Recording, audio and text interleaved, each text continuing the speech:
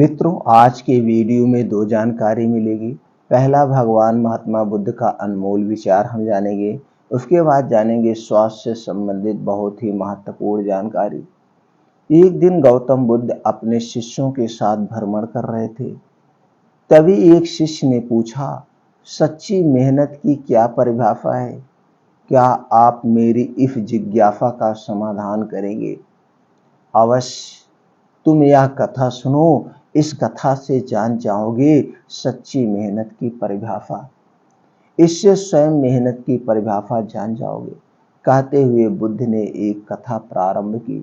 किसी गांव में एक किसान रहता था। उसकी थोड़ी सी खेती बाड़ी थी।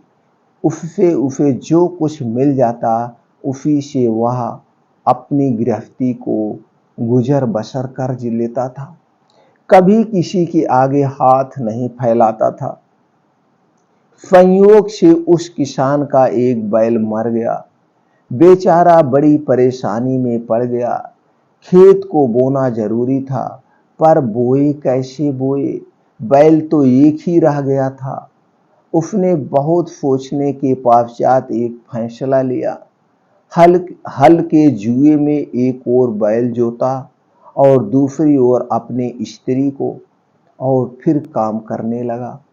उसी समय वहां का राजा अपनी रानी के साथ रथ पर सवार होकर उधर से गुजरा।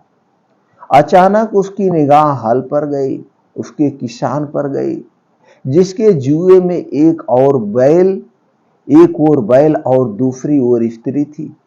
उसे बड़ा आश्चर्य हुआ, साथ ही बड़ा दुख भी हुआ। उसने रथ को रुकवाया और किसान के पास जाकर पूछा, यह तुम क्या कर रहे हो भाई? किसान ने निगाह उठाकर उसकी ओर देखा और बोला, मेरा एक बैल मर गया है और खेत को बोना बहुत जरूरी है। राजा ने कहा, भले मानस, कहीं स्त्री से भी बैल का काम लिया जाता है? किसान बोला, क्या करूं और उपाय ही क्या है?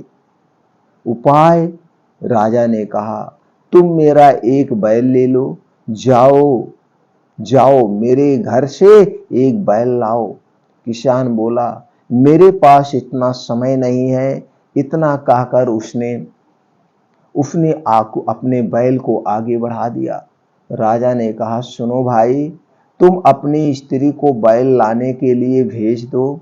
जब तक वह आए तब तक मैं उसके स्थान पर काम करूंगा। किसान की स्त्री ने कहा, तुम तो बैल देने को तैयार हो, पर तुम्हारी पत्नी इनकार कर दिया तो? राजा बोला, नहीं, ऐसा नहीं होगा। किसान राजी हो गया। उसकी स्त्री राजा के यहाँ बैल लेने चली गई और राजा ने हल का जुआ अपने कंधे पर रख लिया। किसान की स्त्री ने जब रानी के पास जाकर राजा की बात कही तो वह बोली, बहना, एक बैल से कैसे काम चलेगा? तुम्हारा बैल कमजोर है, हमारा बैल मजबूत है। दोनों साथ काम नहीं कर सकेंगे। तुम हमारे दोनों बैलों को ले जाओ और अपने खेत की बुआई करो। स्त्री बड़ी लज्जित हुई। उसे तो डर था कि कहीं वह एक बैल भी देने से इनकार ना कर दे। वहीं एक छोड़ो, रानी तो दोनों देने के लिए तैयार भी हैं। स्त्री बैल लेकर आई और पूरे खेत की बुआई हो गई। कुछ समय बाद फसल उगी। किसान ने देखा तो उसे अपनी आंखों पर विश्वास नहीं हुआ। सारे खेत में अनाज पैदा हुआ, लेकिन जितनी जमीन पर राजा ने हल चलाया था और उसका पसीना गिरा था, उतनी जमीन पर मोती उगे थे, मोती। यह करामात सच्ची मेहनत की थी। जहां राजा जनता की सेवा में अपना पसीना बहाता है, वहां ऐसे ही फल मिलता है। गौतम बुद्ध कथा समाप्त करते हुए बोले, कहो शिष्य, क्या अब भी तुम्हारी जिज्ञासा शांत नहीं हुई? अवश्य प्रभु, मैं समझ गया कि सच्ची मेहनत की परिभाषा क्या है। मित्रों, इस छोटे से भगवान महात्मा बुद्ध के उपदेश से आपको क्या ज्ञान प्राप्त हुआ, हमें कमेंट सेक्शन में ज़रूर बताइएगा। और अगर आपको लगता है कि इस वीडियो को, इस उपदेश को जन जन तक पहुंचाया जाना चाहिए, सबको उनको पता चले मेहनत क्या होती है, मेहनत का फल क्या होता है, सच्ची मेहनत क्या होती है, हमें मेहनत कैसे करना चाहिए, तो दोस्तों ज़रूर ये वीडियो पहुंचाइएगा। चलिए मित्रों, अब हम जानते हैं स्वास्थ्य से संबंधित जानकारी। नींद ना आने की समस्या, अनिद्रा की समस्या।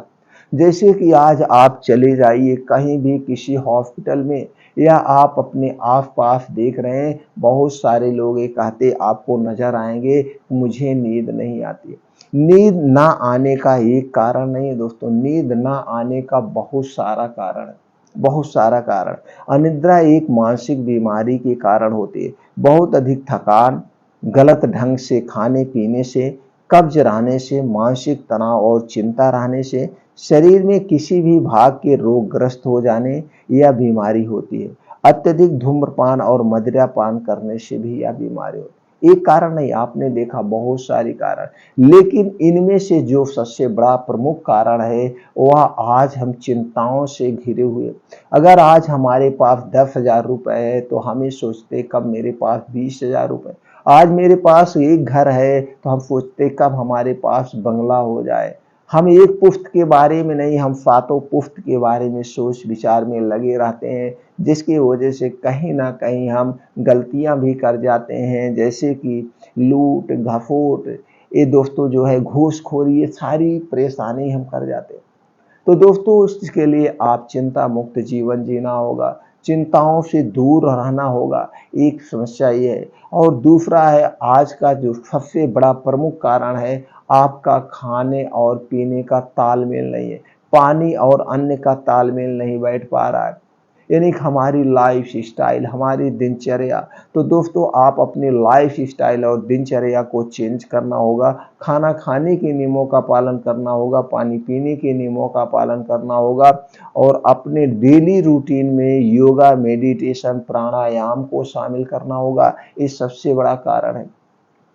तो इसके लिए आप जानिए अपने थोड़े से शरीर के बारे में। आपके शरीर 5 तत्वों, और आपके शरीर में 3 दोष पाए जाते हैं। ये 5 तत्व और 3 दोष आपस में एक दूसरे से संबंध है। आपके शरीर में अगर किसी भी पोषक तत्व की कमी हो जाएगी तो भी शरीर में बीमारी उत्पन्न होता है। और हमारे शरीर में जो 3 दोष पाए जाते हैं, ये 3 दोष कम हो जाएँ या बढ़ जाएँ तो भी हमारे शरीर में विकार उत्पन्न होता है। आपके शरीर में अगर वात दोष गड़बड़ हो गया तो शरीर में दोस्तों 50 से 60% बीमारियां होती हैं, और हमारे शरीर का अगर पित्त दोष गड़बड़ हो गया तो 15 से 20% बीमारी होती है। और दोस्तों शरीर का जब कफ दोष गड़बड़ हो गया तो 5 से 10% बीमारियां होती हैं। और ये जो अनिद्रा की बीमारी है, ये दोस्तों आपके आपके पित्त दोष से संबंधित है।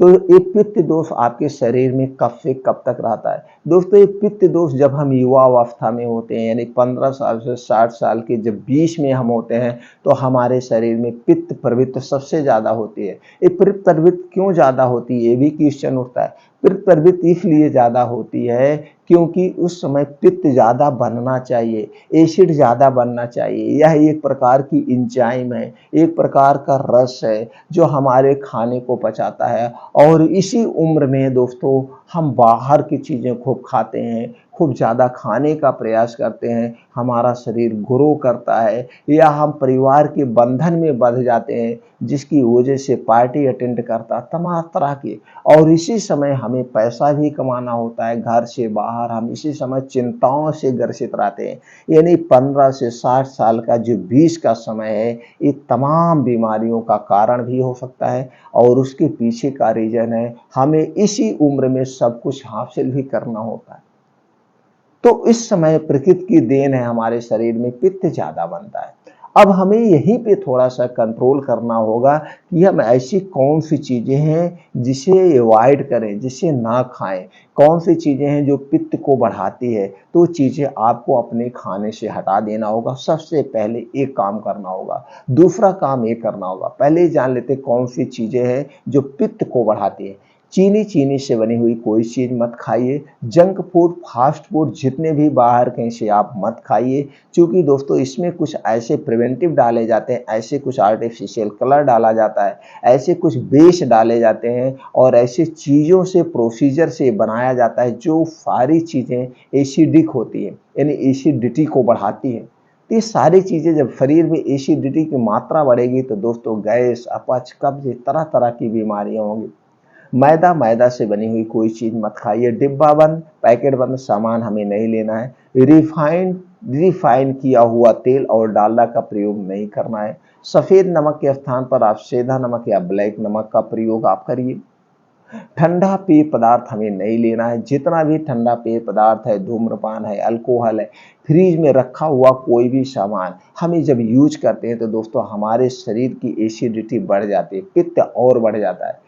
इसका भी साइंटिफिक रीजन है। जो हमारे शरीर का तापमान है 36 पॉइंट कुछ लगभग है, मान के चलिए 37 डिग्री सेल्सियस हमेशा रहता है। ऊपर से जब हम कोई भी ठंडी चीज डालेंगे, खाएंगे तो दोस्तों हम वो एसिड बढ़ जाता है। जैसे एक लोहा गर्म करिए, लोहे पे कोई 2 बूंद पानी गिरा देंगे तो क्या होगा वहाँ छन्न की आवाज़ आती है और थोड़ी देर बाद जब वो ठंडा हो जाए तो आप अंगुली रगड़िए तो वहाँ से कुछ ना कुछ पदार्थ आपके हाथों में लगता है।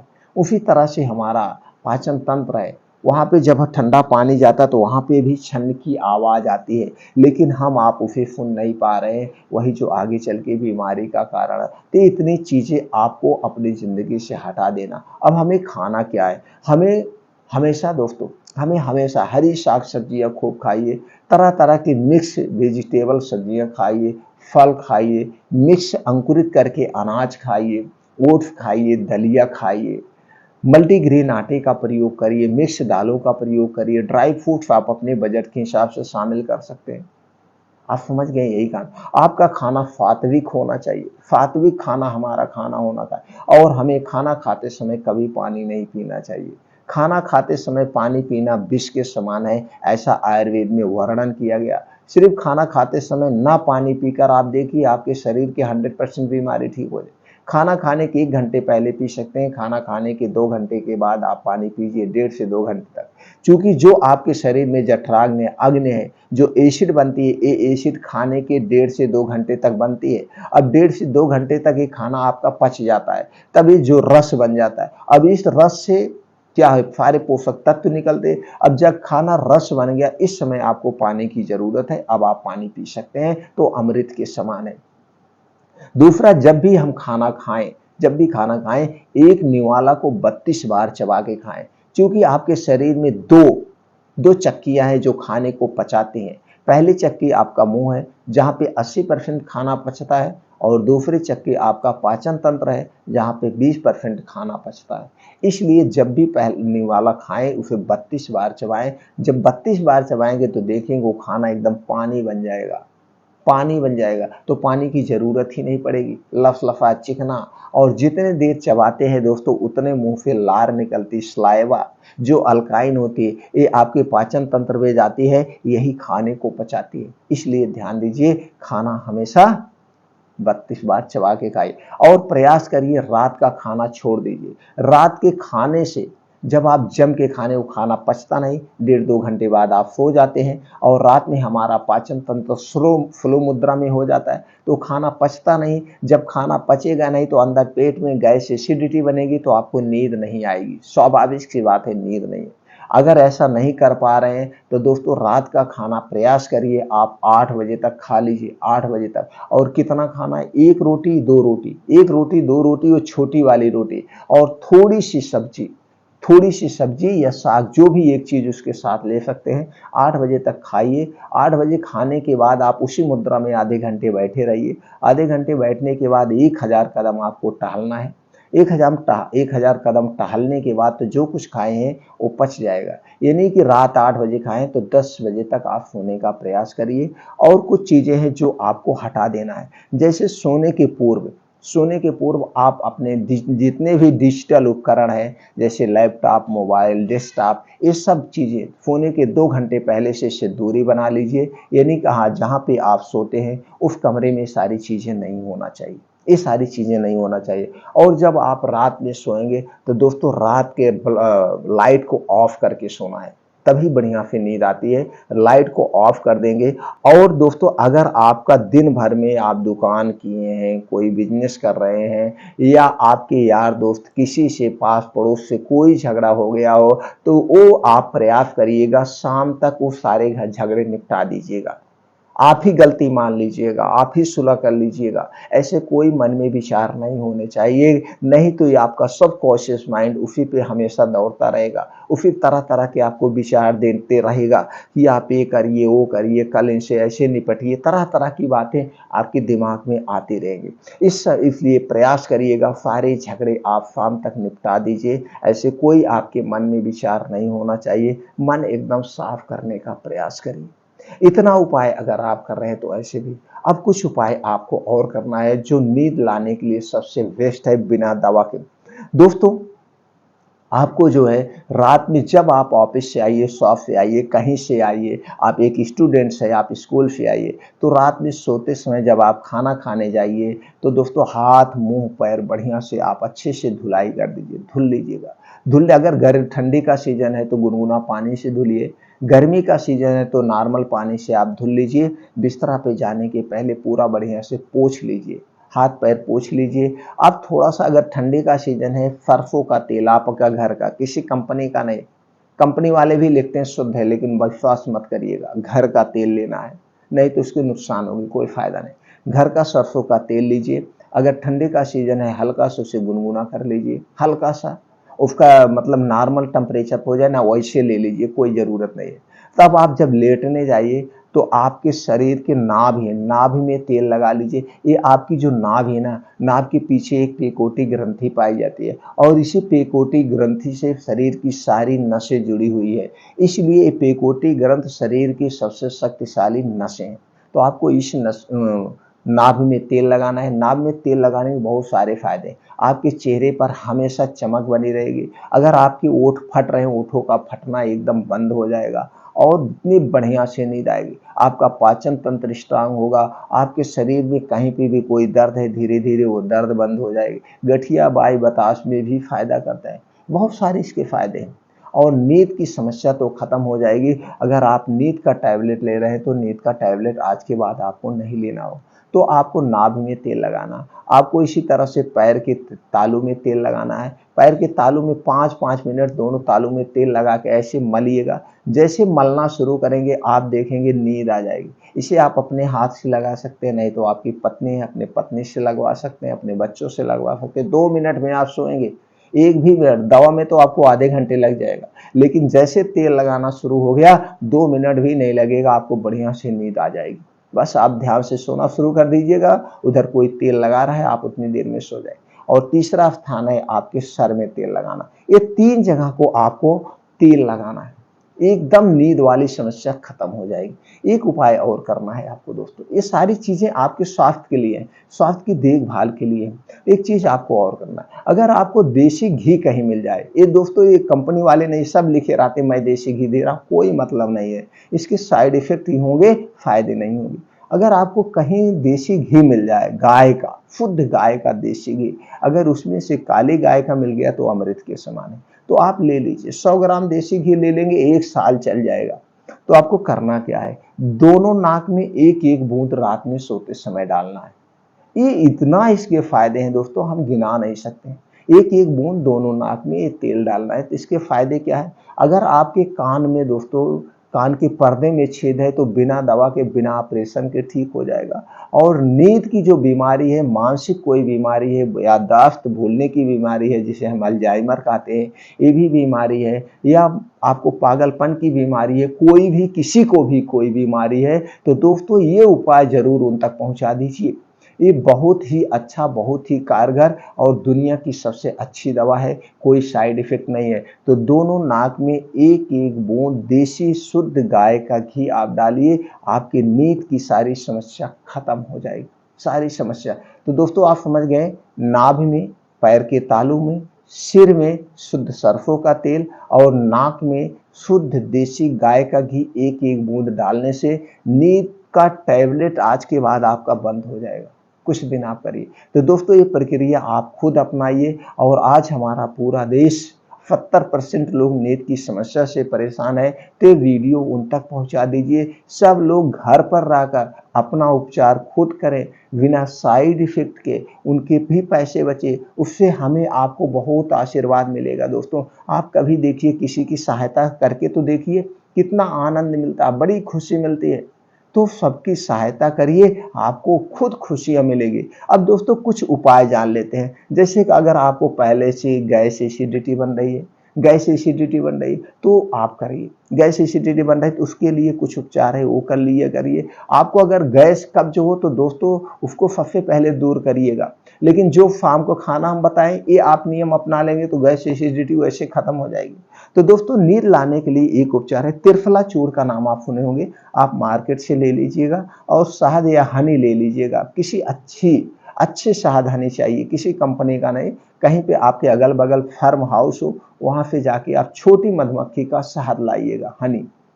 तो 1 चम्मच त्रिफला चूर्ण लेना है, 1 चम्मच शहद लेना है, दोनों को एक में मिला करके शाम को 5 बजे ऐसे चाट लेना है। इसके बाद पानी वानी कुछ नहीं पीना है 1.5 घंटे तक।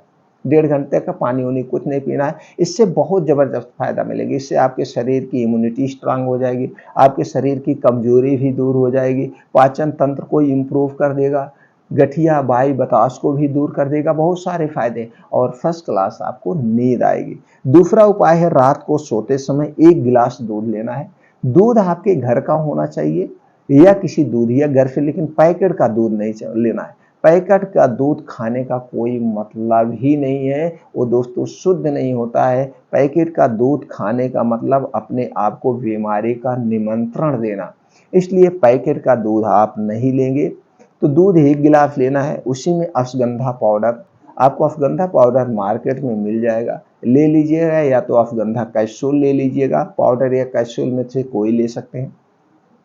अगर आप पाउडर ले रहे हैं तो 1 चम्मच उसे दूध में मिलाकर रात को सोते समय लेना है। अगर आप कैप्सूल ले रहे हैं तो 1 कैप्सूल लेना है, 1 कैप्सूल रात को सोते समय। इससे आपको नींद बढ़िया आएगी, आपके शरीर में कहीं कोई दर्द है तो वो भी दूर हो जाएगा। क्योंकि अश्वगंधा पाउडर में दोस्तों एंटी इंफ्लेमेटरी, एंटीबायोटिक और एंटीबैक्टीरियल, कैल्शियम, आयरन, प्रोटीन जैसे बहुत सारे तत्व पाए जाते हैं। तो दोस्तों ये 2 उपाय अपनाकर त्रिफला चूर्ण, शहद, दूध, अश्वगंधा पाउडर को अपना करके अपने नींद की समस्या, अपने शरीर की कमजोरी को भी दूर कर सकते हैं। इसके लिए आप एक प्रकृति का नियम जरूर पालन करिएगा, 10 बजे सोने का प्रयास कर लीजिएगा और सुबह दोस्तों 5 से 6 बजे उठ जाने का प्रयास करिए। ये नियम जरूर अपनाइएगा।